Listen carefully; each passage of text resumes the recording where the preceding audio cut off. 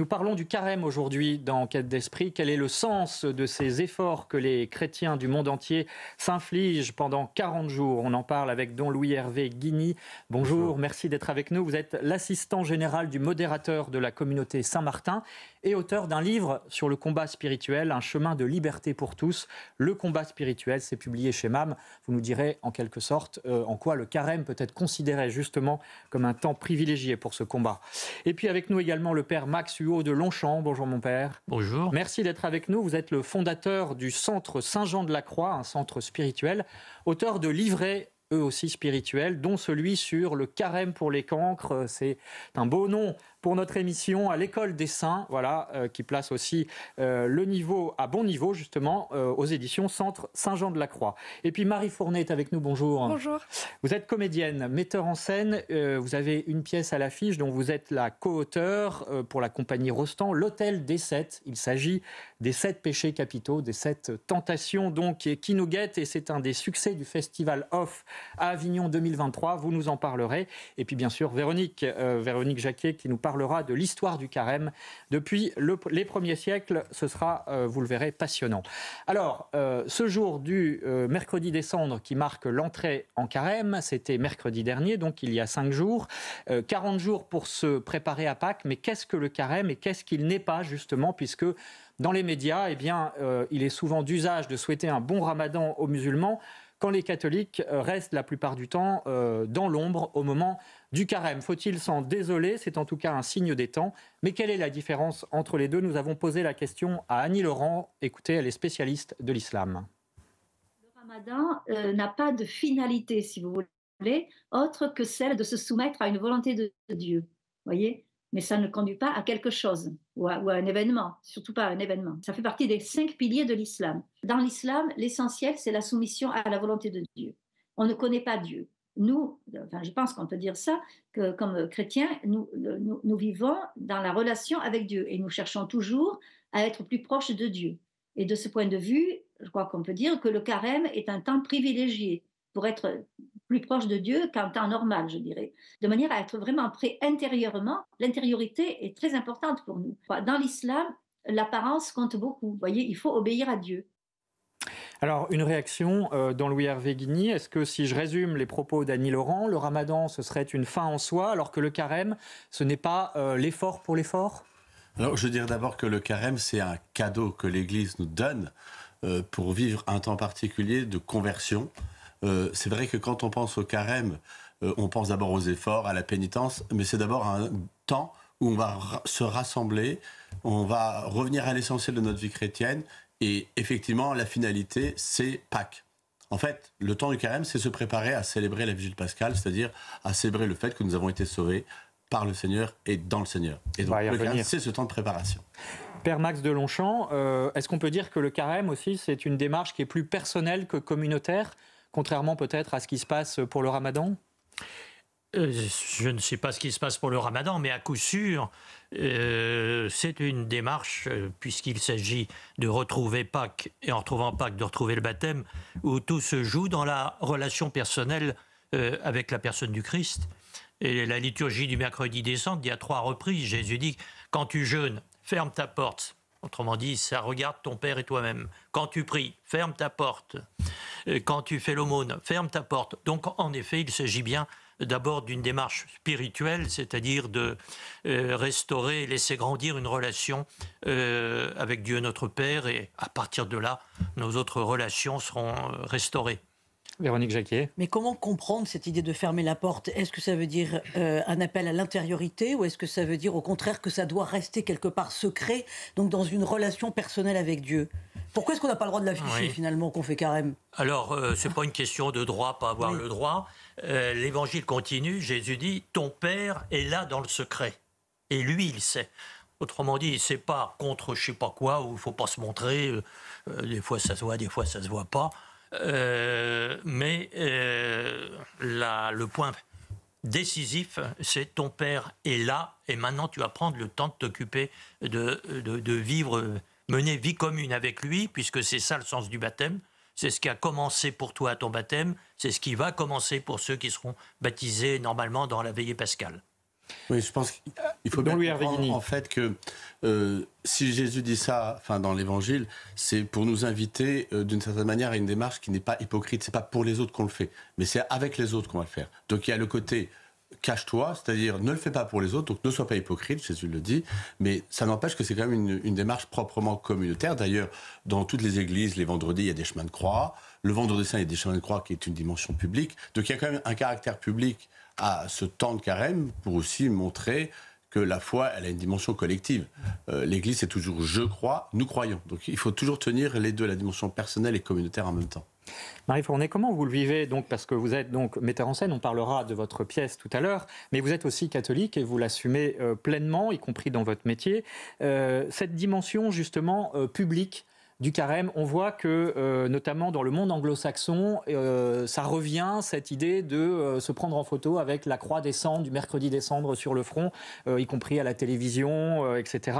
On a un article du Catholic News Agency qui montre cela récemment. Et donc, vous, comment est-ce que vous l'avez vécu, ce mercredi des cendres, et comment vous vivez de manière générale le carême? Est-ce qu'effectivement, c'est quelque chose, une dimension que vous vivez plutôt de manière secrète, ou vous n'hésitez pas à l'afficher? Alors moi, le carême, c'est vraiment un moment où on essaie de se rapprocher de Dieu, un moment où on va faire des efforts par rapport à nos péchés, et où on se rend compte qu'on n'est pas ancré dans nos mauvaises habitudes, qu'on peut s'en libérer. Et c'est justement le cœur du message de la pièce, de se dire qu'on peut surmonter nos péchés, et ce, grâce à l'amour qu'on a pour les autres et pour Dieu.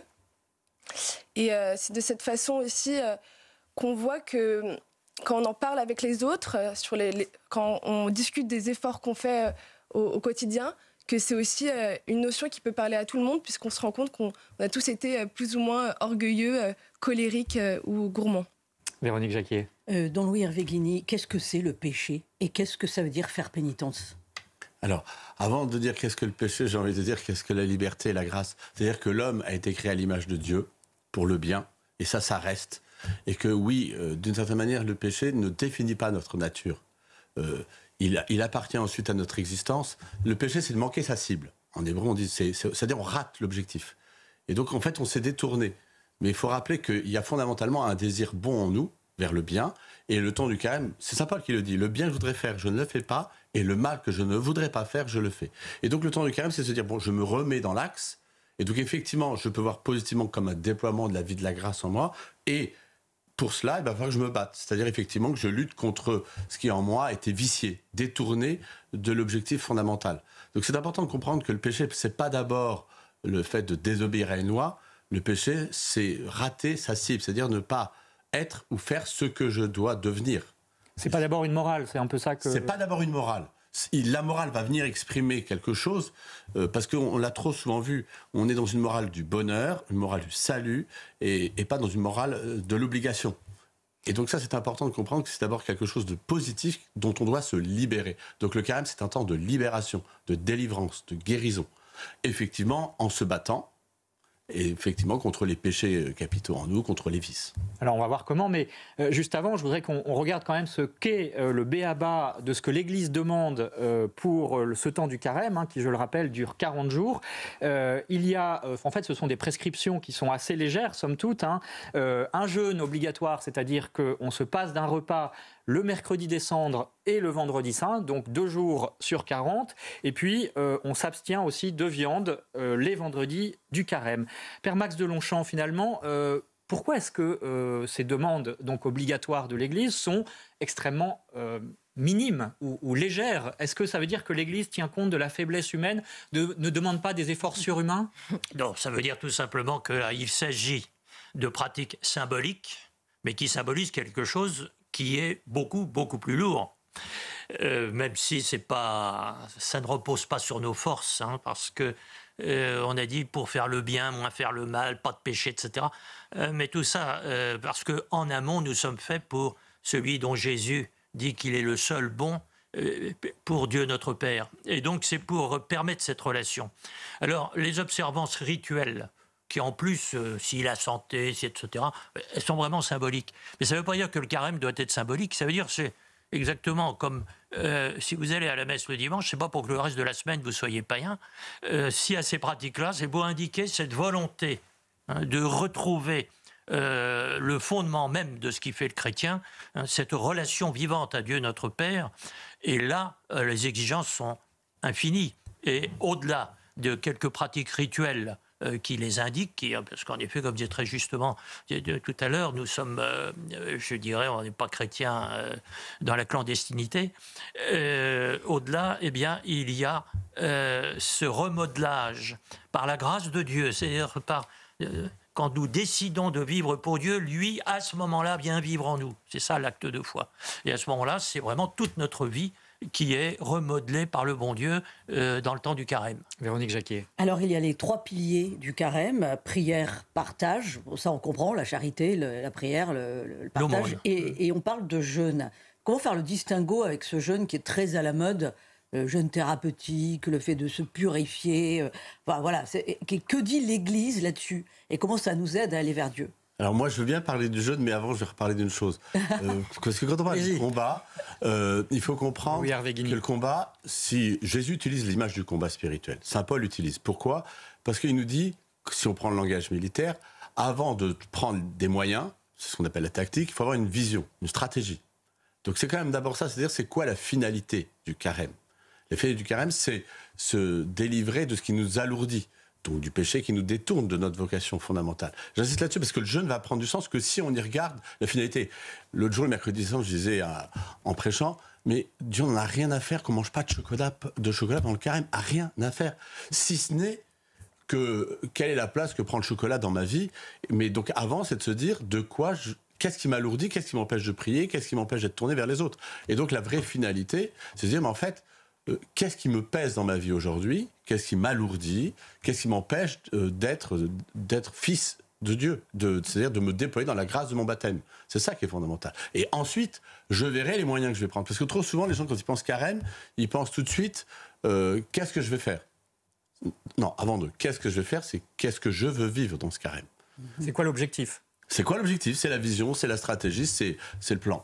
Marie Fournet, juste un mot avant la pub. Vous, sans trahir de secret, bien sûr, mais ces prescriptions de l'Église, si légères soient-elles, elles sont importantes pour vous? Vous les appliquez? Oui, alors ces prescriptions, elles sont très importantes pour moi. Et ce qui me semble surtout important, c'est ce que vous disiez, c'est ce moment de remise en question. C'est essayer d'identifier ce qu'est un péché, qu'est-ce que je fais mal au quotidien, puisque souvent aussi... surtout dans cette société où on prône le relativisme, à chacun sa vérité. Parfois, on ne se rend même pas compte de ce qu'est un péché. Et une des forces, en tout cas, de cette pièce, c'est de montrer, grâce à des scènes de la vie... L'Hôtel des Sept. L'Hôtel des Sept, donc, qui est une pièce que j'ai mise en scène, coécrite avec Marie-Gabrielle Pellissier du Rosas, et dans laquelle je joue, qui est une création originale autour des 7 péchés capitaux. On va en reparler tout à l'heure. Oui. On montre vraiment des scènes de la vie quotidienne auxquelles on peut facilement s'identifier.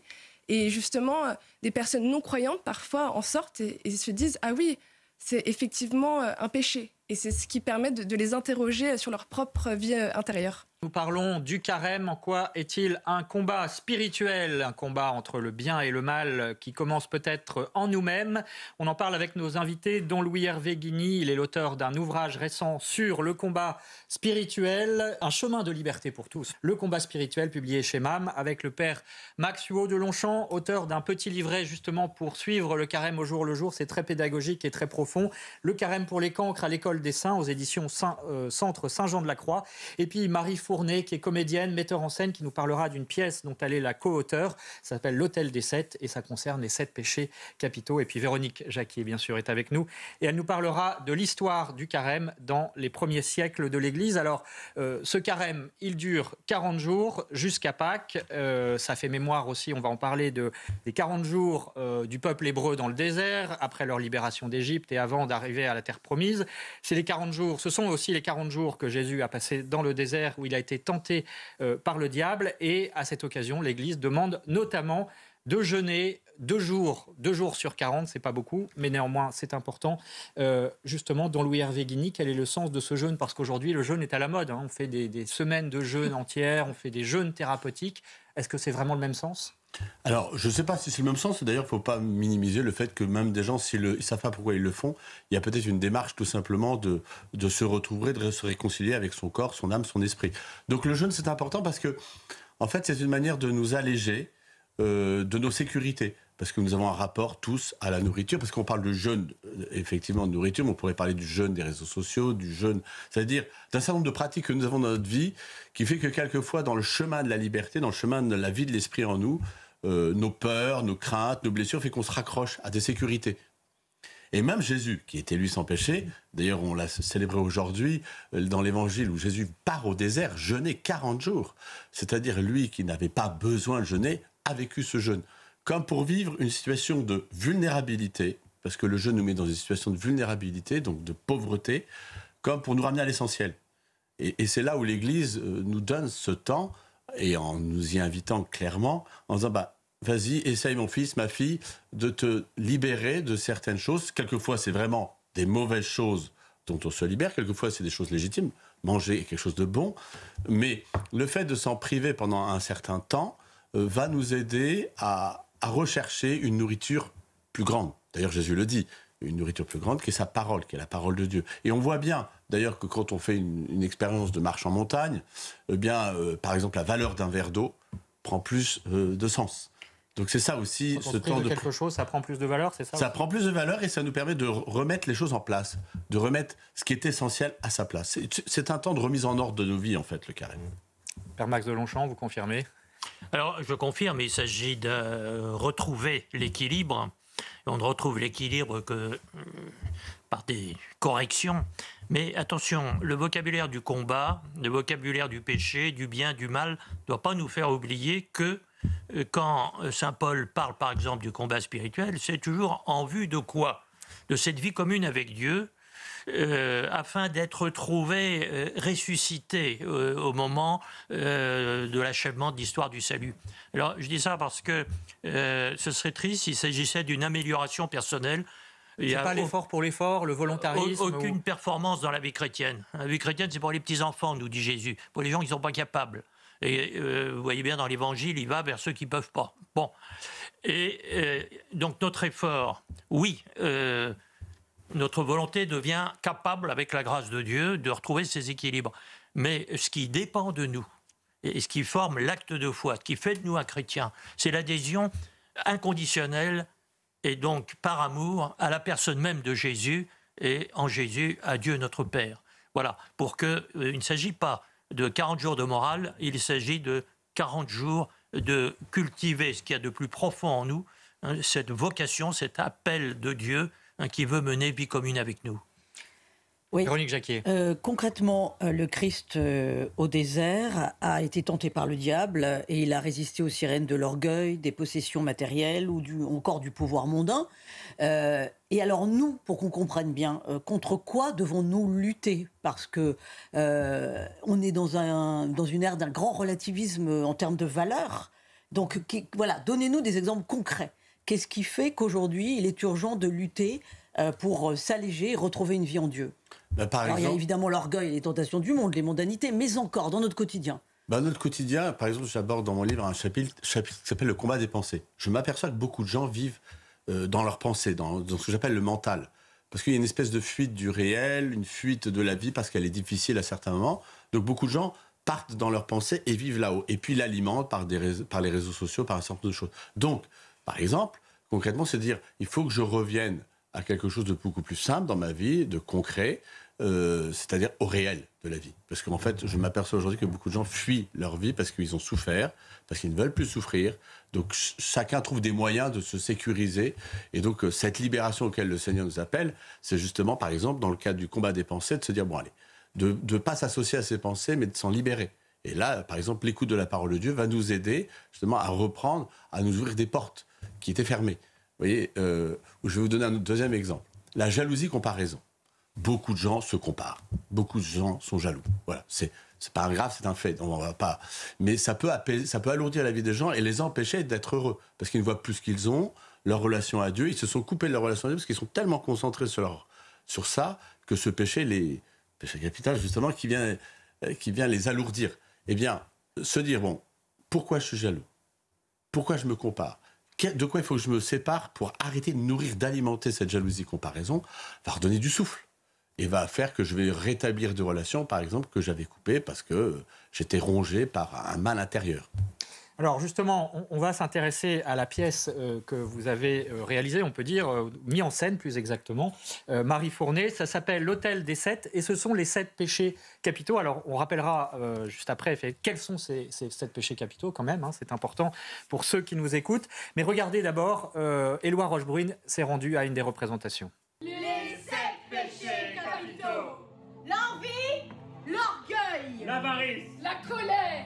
À l'Hôtel des 7, l'accueil est sombre. Nous sommes aux portes de l'enfer. Nous sommes les maîtres d'hôtel, gardiens de ce lieu. Au rythme de 7 scénettes, la comédie confronte le spectateur à son propre péché. Une sensibilisation aux 7 péchés capitaux, comme la paresse, mise en scène dans un cadre professionnel. Tu te sens mal, tu ne penses pas pouvoir y arriver. Et si tu remettais tout ça à demain, hein? Tu verras. Ça fait un bien fou. Non, je dirais le message que je souhaiterais transmettre, c'est l'importance de se rendre compte finalement qu'on peut tomber dans le péché facilement, que c'est pas grave une finalité en soi, mais que c'est bien de le remarquer et peut-être de faire des efforts au quotidien. C'est-à-dire que toutes nos scènes commencent par une émotion. On voit nos personnages qui admirent beaucoup un de leurs amis ou bien qui sont très énervés par quelque chose. On voit ensuite le moment où il y a une forme de persistance volontaire dans cette émotion. Et on essaye à chaque fois de montrer aussi comment est-ce qu'on peut rebrousser chemin, comment on peut essayer de revenir en arrière. Autre péché, la luxure, tournée en ridicule dans cette scène d'orgie. L'homme au milieu de ces femmes plonge peu à peu jusqu'à sombrer dans une profonde solitude. Corps, objet, désir vain. Corps, objet, désir vain. Désir, corps, objet. C'est quelque chose d'abstrait, mais qui, chez l'humain, se caractérise plus par... Enfin, en tout cas, moi, c'est comme ça que je le vois, par l'émotion. Qui lui donne envie, une envie charnelle de toutes les filles qu'il voit autour de lui. Mais c'est surtout parce que c'est celui qui me fait un peu plus rigoler quand je le joue, parce que c'est très grandiloquent, en fait. L'Hôtel des 7 est joué actuellement à Paris au Théâtre Saint-Michel. En plein carême, c'est l'occasion de faire un travail sur soi, car malheureusement, vous pourriez peut-être vous reconnaître dans l'un de ces 7 péchés capitaux.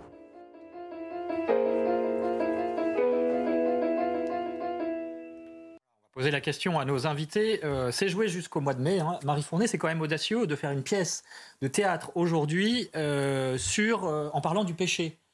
C'est quand même pas banal. Oui, en effet, c'était un pari pour moi, notamment lorsqu'on l'a emmenée à Avignon, puisque c'est un lieu disparate. Elle a été remarquée, cette pièce. C'est ça, tout à fait. Bigarré, c'est une notion quand même religieuse dans un univers avec beaucoup de spectateurs qui sont non-croyants. Et ce qui était vraiment touchant, c'est de voir justement à quel point ils arrivaient à s'identifier. Et ils nous expliquaient qu'on pouvait voir de façon très concrète les conséquences du péché, que sont notamment la haine, le mensonge, le désespoir, la solitude, et comment on pouvait s'en défaire, notamment grâce à l'amour des autres, à l'amour de Dieu, et aussi au pardon. On a des scènes qui vraiment consacrent des moments de silence, qui permettent la remise en question, et puis des moments où on se pardonne les uns les autres. Les réactions sont plutôt favorables, positives Oui, les réactions sont très favorables. Et puis c'est aussi une comédie, donc on donne une grande place à l'humour, et on montre aussi comment l'humour peut corriger les mœurs. C'est le fameux Castigat ridendo mores de Molière. Et avec l'idée donc qu'en riant de nos péchés, on pourra peut-être les surmonter. Alors il y a une question qui se pose dans Louis Hervé Guigny, c'est aussi quelle différence faut-il faire entre d'un côté la tentation, les blessures qui peuvent être psychologiques et le péché, parce qu'aujourd'hui tout cela dans l'esprit de nos contemporains c'est un peu confus. De fait, c'est vrai que c'est important de distinguer, et c'est là où l'analyse de ce que nous sommes en train de vivre, entre par exemple une épreuve et une tentation. Par exemple, quelqu'un m'a fait du mal. Donc je suis blessé, c'est une épreuve, c'est un fait objectif. Et après, c'est comment je vais traverser cette épreuve. L'enjeu va être là de ma liberté, c'est comment je vais traverser cette épreuve. Et tout l'objectif, c'est si je suis dans l'ordre de la vertu, justement, que j'ai acquis une certaine habitude de pardonner, d'être dans la justice, j'ai plus de disposition, de force en moi pour justement traverser cette épreuve et ne pas me laisser ronger par cette haine qui peut s'installer, ce désespoir. Voilà, je prendrai un autre exemple aussi, celui de la maladie. La maladie, c'est quelque chose de difficile. Et on voit bien que dans la vie, il y a des gens qui traversent les maladies avec le Seigneur, dans le Seigneur, et d'autres bien qui s'arrêtent ou qui se laissent enfermer dans le désespoir. Donc la différence, c'est Jésus le montre, lui, il était éprouvé au désert, comme on le fait aujourd'hui, et il n'est pas rentré dans la tentation.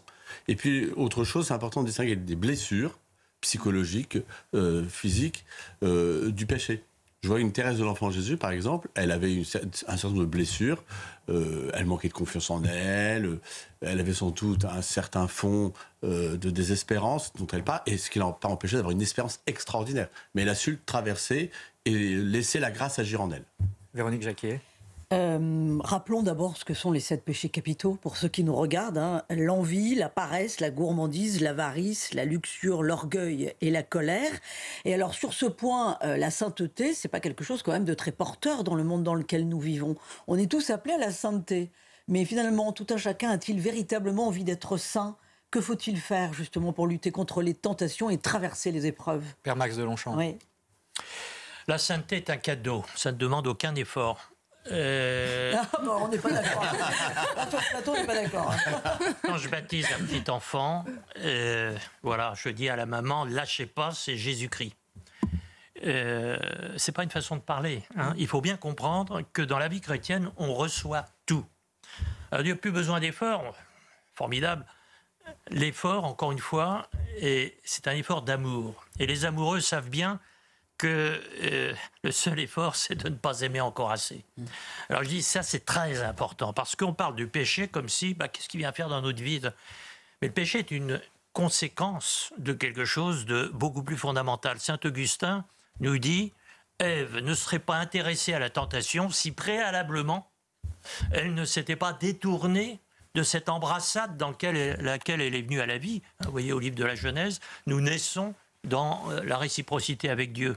Finalement, le péché, c'est se détourner de Dieu. C'est ce que vous dites.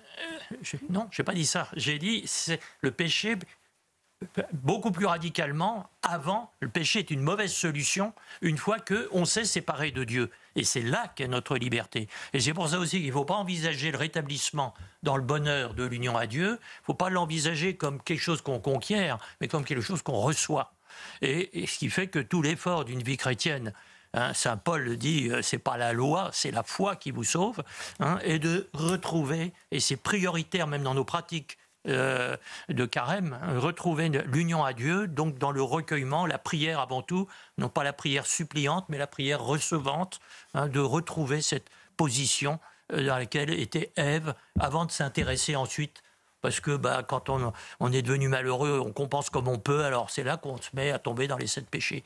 Mais je veux dire, il y a quelque chose de beaucoup plus fondamental, nous dit saint Augustin. Et c'est essentiel pour comprendre que le point d'équilibre de la vie chrétienne, c'est la foi, c'est-à-dire l'abandon amoureux. Et ce n'est pas la performance dont on serait éventuellement récompensé ensuite. Vous avez une très belle formule, parce que vous allez chercher effectivement dans les auteurs spirituels les plus profonds dans votre petit livret, le Carême pour les camps, vous parlez de jeûne d'amour. Oui. Et ça, c'est très intéressant, je trouve. Don Louis-Hervé Guigny, à quoi cela sert-il finalement de faire des efforts, du coup, si c'est effectivement la foi qui sauve, pendant le Carême notamment? Oui, je réagissais parce que je suis d'accord avec le Père sur l'insistance sur la finalité et sur le fait que le salut est un don de Dieu et que la foi nous fait recevoir ce don, mais j'instrie quand même parce que c'est une ligne de crête. Bien sûr qu'on ne va pas trouver dans le pélagianisme. D'ailleurs, le pape François dénonce un pélagianisme au sens des forces. Alors le pélagianisme, en 2 mots, le pélagianisme, c'est je vais me sauver par mes propres forces, à force de faire des efforts avec ma volonté. Mais quand même, je préciserai parce que oui, c'est un don de Dieu avec la grâce, mais il y a quand même et la liberté, c'est la grâce et la liberté. Et cette liberté va passer par des efforts, des exercices, bien sûr qui sont subordonnés au don de la grâce. Mais c'est vrai que quelquefois, où on insiste trop sur le fait que c'est un don, c'est un don de Dieu, donc on se laisse faire, ou on est dans le volontarisme pélagianiste. Donc c'est vrai que la ligne de crête à trouver, et c'est vrai que je vois bien que pour les gens, ils sont un peu perdus, parce que quelquefois on insiste beaucoup sur la finalité, sur c'est un don de Dieu, c'est un salut, et puis d'autres fois on insiste trop sur les efforts à faire. Donc c'est vrai que la ligne de crête... Un équilibre pas facile à trouver. C'est la notion même de vertu, c'est une ligne de crête entre l'excès et les fausses, c'est la notion entre la grâce et la liberté. Mais c'est pour ça d'ailleurs que comme dans le vocabulaire, la notion de combat, j'y reviens, parce qu'elle dit quand même qu'il y a... Qui dit combat, dit qu'il peut y avoir une victoire, il peut y avoir aussi des défaites. Et lorsqu'on est marqué par un vice, c'est qu'on a perdu une bataille, ce qui ne veut pas dire qu'on n'aura pas à la fin quelque chose à remporter. Alors le Père Max de Longchamp, puis Marie Fournet nous dira comment elle vit tout ça. Non, je voudrais, bien entendu, je suis tout à fait d'accord, mais je vous invite à observer une chose. Je pense à un fiancé qui n'arrivait pas à se débarrasser de l'habitude de fumer. Il a essayé, tout, bon, il fait tout ce qu'il faut, même il fume toujours. Très bien. Puis un jour, je le rencontre, il ne fume plus. Et je lui dis, c'est bien. C'est qu'elle n'aime pas ça, en parlant de sa fiancée. Autrement dit, par amour, vous serez beaucoup plus performant que par tout effort pour dire « je vais m'irriter ». Si la fille ne l'aimait pas, il ne serait pas arrêté de fumer. Hein. Donc, je veux dire, il faut être je suis bien sûr, hein, ce que vous dites là est 2 fois catholique, mais je veux dire, il est très important de voir que le moteur, c'est de retrouver cette unique bonne nouvelle, hein, que nous sommes enfants de Dieu. Et quand Jésus dit la vie chrétienne c'est pour les petits-enfants, il ne dit pas c'est pour ceux qui ne sont pas capables, mais c'est pour ceux qui, spontanément, vivent dans cette séduction que Dieu exerce sur tout homme venant en ce monde.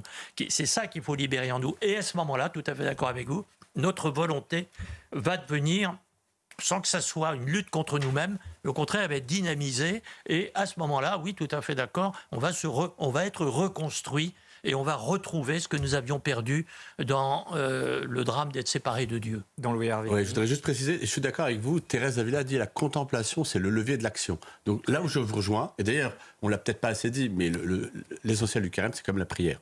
C'est-à-dire, parce que je me remets avec mon Père, notre Père qui est aux cieux, c'est-à-dire parce que je me remets dans ma filiation, je me réapproprie davantage, je contemple, je retrouve du désir, de la force d'aimer, et donc effectivement après je vais faire les efforts qui sont comme une conséquence. Là je vous rejoins complètement.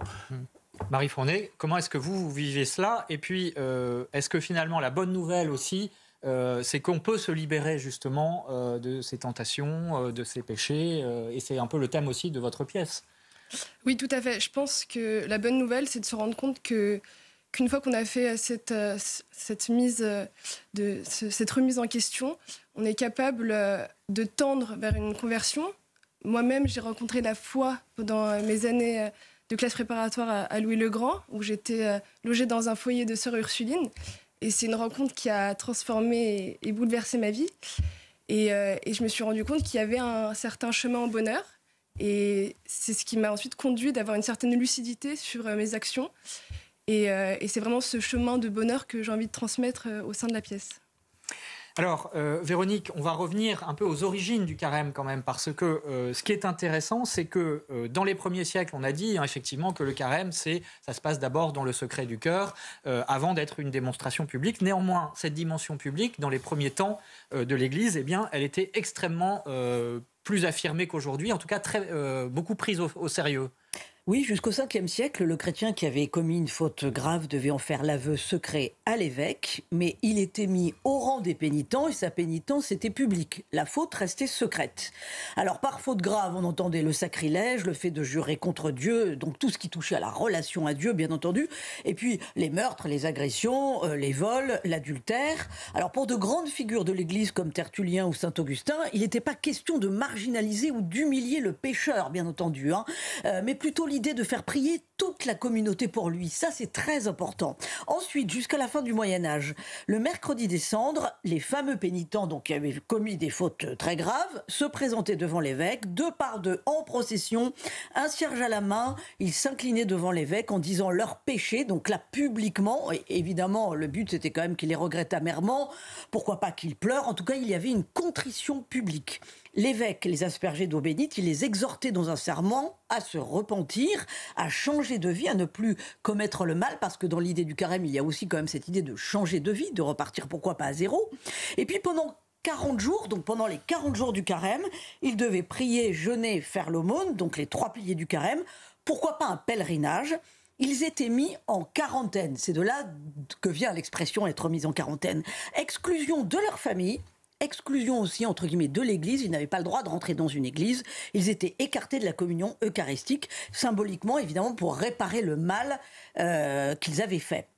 Le jeudi saint, donc à la fin du carême, 3 jours avant Pâques, ils se présentaient de nouveau devant l'évêque avec un cierge à la main. Le cierge était éteint et il était rallumé par un diacre qui venait avec un semblant de cierge pascal pour dire que finalement le cierge qui allait être allumé était là pour réveiller en eux la vie de Dieu et leur rappeler qu'ils étaient appelés à la résurrection du Christ, donc à faire leur salut. Et là, la cérémonie se voulait un renouvellement du baptême. On signifie aux pénitents qu'ils devaient donc se souvenir de se conduire en enfants de Dieu. Et le message, c'était aussi pour tous ceux qui étaient dans l'assemblée, c'est-à-dire tous les baptisés dans l'assemblée qui se savaient forcément pécheurs, la nécessité permanente d'une conversion et d'une pénitence. Alors, tout cela a disparu à la fin du Moyen-Âge, au XVIIIe siècle, ça a commencé à être light, passez-moi l'expression, mais il y a encore un semblant de pénitence publique en Corse, à Sartène notamment, le vendredi saint, un pénitent qu'on appelle le catenaccio, l'enchaîné, effectue un chemin de croix, il porte une croix de 37 kilos, il a à ses pieds une chaîne de 17 kilos. Seul le curé connaît son identité et les péchés qu'il veut expier. Pour le pénitent, ça s'apparente quand même à une vraie démarche spirituelle parce qu'il rentre au couvent 2 jours auparavant pour se préparer et mettre sa vie sous le regard de Dieu. Voilà, et on reparlera de cette tradition corse parce que effectivement, nous vous la ferons vivre sur les antennes du groupe Canal au moment de la Semaine Sainte. Dont Louis-Hervé Guigny, une réaction parce que effectivement cette dimension publique de la pénitence, du carême, aujourd'hui, elle s'est beaucoup estompée. Vous nous avez dit qu'elle demeurait néanmoins et que c'était important. Et notamment dans votre livre, vous parlez du fait que les tentations ou le combat spirituel s'exerce aussi sur cette dimension publique de la foi et qu'elle est importante à en tenir compte. Oui, parce que vous voyez, quand on parle des 3 temps du carême, la prière, la pénitence et le partage. Et donc dans la notion de partage ou de charité fraternelle, ça nous rappelle à notre vocation, si nous sommes des fils et des filles de Dieu et que nous disons notre Père, c'est donc que ça nous ouvre à une fraternité. Dont le pape François insiste beaucoup d'ailleurs. Et donc dans le caractère du carême, il y a une dimension proprement missionnaire et évangélisatrice du carême. Et c'est-à-dire moi, dans des gens que je peux accompagner, et quand on dit qu'est-ce que je vais faire pendant le carême, il y a cette dimension évangélisatrice directe ou indirecte. Chacun en fonction de là où il vit, de ce qu'il ressent et comment l'Esprit Saint y pousse. Quelquefois, ça va vraiment dire oui, je suis chrétien, et puis d'oser dire, par exemple, que je vais à la messe le dimanche, ou j'ai entendu dire, par exemple, que le mercredi saint, il y avait eu beaucoup plus de monde aux messes cette année que les années précédentes. Donc j'ai entendu beaucoup ça. Et que cette année, il va y avoir... Comment vous l'expliquez Je pense que beaucoup reviennent, peut-être qu'il y a une soif spirituelle, un besoin spirituel qu'on retrouve chez beaucoup de gens de tout âge d'ailleurs. C'est aussi le fait qu'il y ait beaucoup plus de catéchumènes, je pense qu'on va le dire bientôt. Catéchumènes, c'est ceux qui sont baptisés. Les catéchumènes, c'est ceux qui seront baptisés le jour de Pâques, ceux qui préparent au baptême. Il n'y en a jamais eu autant, et partout en France, c'est impressionnant ça. Donc il y a un réveil spirituel. Je pense parce qu'au fond, devant peut-être le matérialisme, l'homme cherchant et en quête de spiritualité retrouve quelque chose. Et là, je reviens à ce que disait le Père Max, si on retrouve l'essentiel de notre religion, qui est quand même une religion d'amour et de charité, et que Dieu est là pour nous nourrir, et pour nous délivrer et nous libérer, je pense que ça, c'est plus attirant que de voir l'Église comme une Église de la morale ou de la loi. Exactement. Pour le coup. Non, et donc c'est vrai que ce caractère, je dirais, public de la pénitence, ça serait à un moment donné une autre discussion, mais il y a aussi une évolution spirituelle qui fait qu'on a regardé les choses de manière plus forte et symboliquement. Là où peut-être qu'à certains moments, on avait besoin de plus de marquer les choses et les signifier. Et si l'Église a évolué, de cette manière-là, je pense que c'est parce qu'il y a aussi une évolution spirituelle, une compréhension aussi du caractère personnel. Il n'y avait pas la pratique de la confession autrefois, hein. Donc c'est aussi pour ça qu'il y avait ces dimensions publiques, il y a quelque chose de plus intime. Mais ça marquait aussi l'enjeu de manière très forte que constituait effectivement la conversion et le baptême. Mais ce qui n'empêche que beaucoup de gens font encore des pénitences, je dirais pas publiques, mais ou de faire un pèlerinage, ou d'ailleurs de recommander, et d'ailleurs le temps du carême, va marquer. Et les gens disent, tiens, pourquoi tu sors pas vendredi soir ou samedi soir? Parce que je fais le carême. Donc il y a une manière très discrète et délicate d'exprimer, et qui doit éveiller les autres. Ah tiens, pourquoi tu fais ça? Et c'est ça qui est important. Marie Fournet, cette dimension de témoignage, vous en êtes un exemple d'une certaine manière avec votre pièce, puisque là, pour le coup, vous affichez la couleur, je dirais, sur les 7 péchés capitaux, oui, des 7. Tout à fait.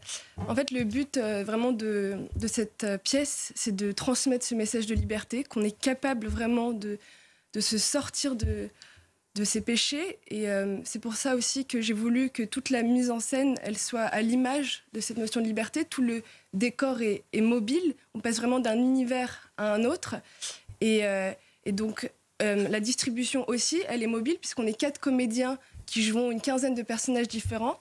Et donc, cette mobilité dans le décor et dans la distribution aussi accentue cette idée de liberté, cette idée de communion avec Dieu et liberté les autres. De choisir le bien.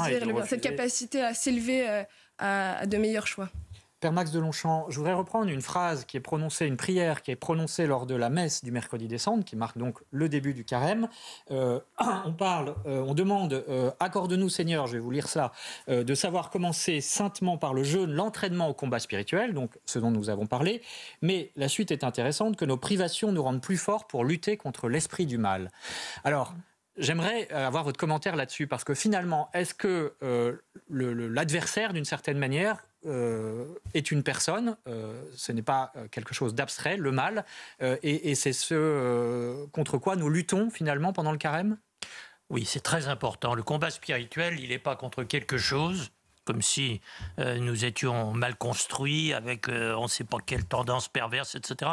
C'est un combat contre quelqu'un. Et il est très important.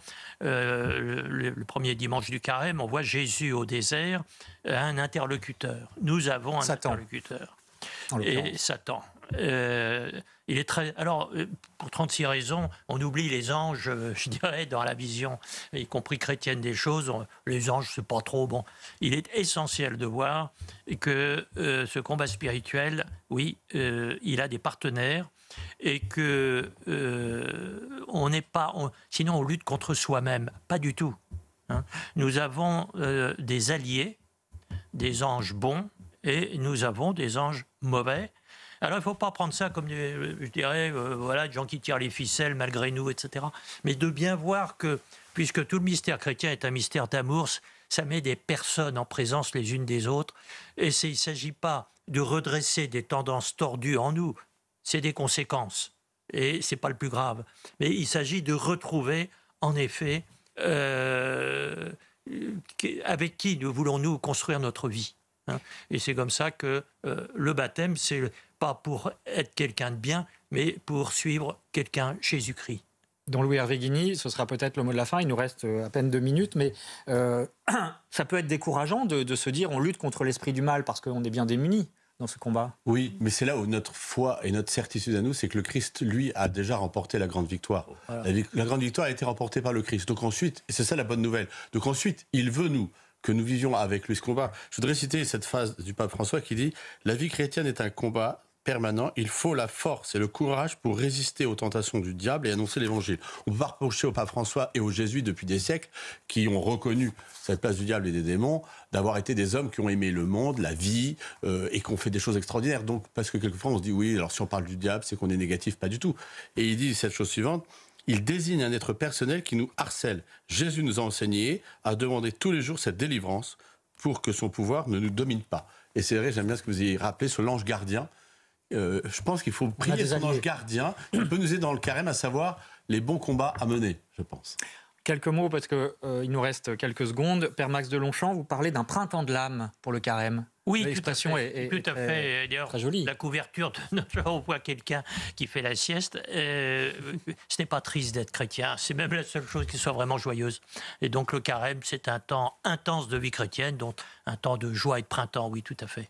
Voilà, ce sera le mot de la fin. Je rappelle les titres de vos ouvrages respectifs. Père Max de Longchamp, Le carême pour les cancres à l'école des saints, c'est très important, c'est puisé dans la spiritualité chrétienne la plus profonde, aux éditions Centre Saint-Jean-de-la-Croix, dont Louis Hervé Guigny, Un chemin de liberté pour tous, le combat spirituel.